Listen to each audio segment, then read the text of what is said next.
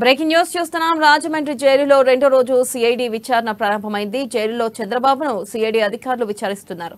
న్యాయవాదుల సమక్షంలో సిఐడి అధికారులు సాయంత్రం 5 గంటల వరకు విచారణ కొనసాగించనున్నారు.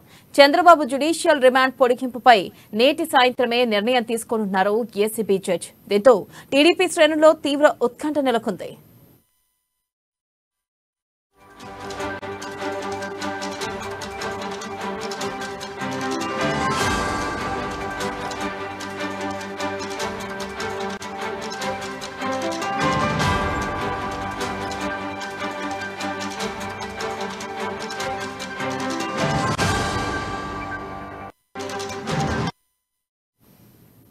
బ్రేకింగ్ న్యూస్ చూస్తున్నాం. రాజమండ్రి జైల్లో రెండో రోజు సిఐడి విచారణ ప్రారంభమైంది. జైల్లో చంద్రబాబును సిఐడి అధికారులు విచారిస్తున్నారు. ఇక న్యాయవాదుల సమక్షంలో సిఐడి అధికారులు సాయంత్రం 5 గంటల వరకు విచారణ కొనసాగించనున్నారు. దీనిపై మరింత సమాచారాన్ని మా ఇన్పుట్ ఎడిటర్ శ్రీనివాస్ అందిస్తారు. శ్రీనివాస్. రైట్ వెన్నెల, ఏదైతే స్కిల్ స్కామ్ కేసులో ఆరోపణలు ఎదుర్కొంటున్న మాజీ ముఖ్యమంత్రి చంద్రబాబు నాయుడుకు సంబంధించి సిఐడి కస్టడీలో రెండో రోజు విచారణ కొనసాగుతుంది. విచారణ కొనసాగే ముందుగా చంద్రబాబు నాయుడుకి వైద్య పరీక్షలు నిర్వహించారు. వైద్య పరీక్షల తర్వాత విచారణ కరెక్ట్ గా 10 గంటలకు ప్రారంభమైంది.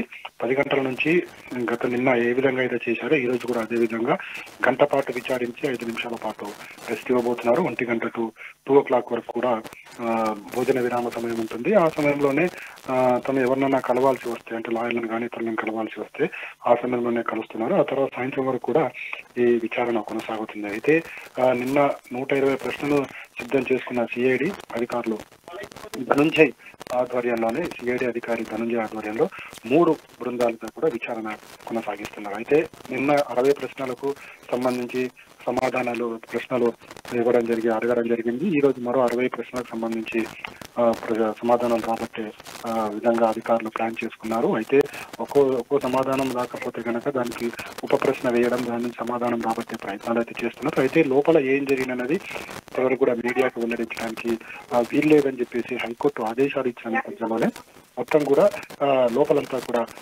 విచారణ కొనసాగుతుందని చెప్పొచ్చు. అయితే 2 కెమెరాలు పెట్టడం జరిగింది. వీడియోగ్రఫీ, అదేవిధంగా ఆయన ఆడియో కూడా రికార్డ్ చేయడం జరుగుతుంది. చంద్రబాబు సంబంధించిన అడ్వకేట్స్ కూడా ఉన్నారు. అదేవిధంగా సిఐడి అధికారులు అంటే ప్రతి గంటకు ఒక బృందం విచారిస్తుంది.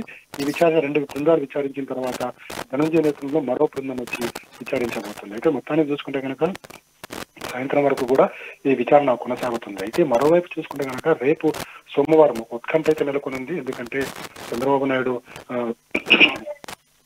సుప్రీంకోర్టులో పిటిషన్ వేయబోతున్నారు. అయితే ఈ పిటిషన్ సంబంధించి కూడా కొద్దిసేపు నిన్ననే అధికారులు లాయర్లతో మాట్లాడడం జరిగింది.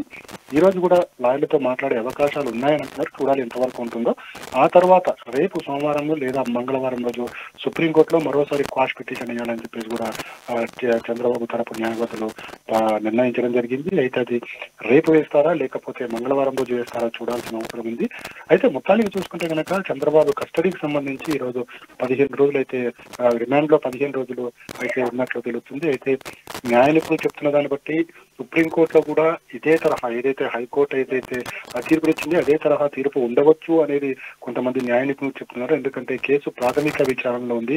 విచారణ సంస్థలో విచారణ చేస్తున్న క్రమంలో వాళ్ళ కట్టుబాటు సరైంది కాదని చెప్పేసి హైకోర్టు ఏదైతే తన భావాన్ని వ్యక్తం చేయడం జరిగిందో ఇదే తరహాలో సుప్రీంకోర్టులో కూడా వ్యక్తమయ్యే అవకాశాలు ఉన్నాయి. కానీ చూడాలి, ఒక సస్పెన్స్ అయితే కొనసాగుతుంది. టీడీపీ తరపు చంద్రబాబు తరపు న్యాయవాదులు అయితే ఈ క్వాష్ పిటిషన్ సుప్రీంకోర్టు అంగీకరిస్తుందని చెప్తున్నారు.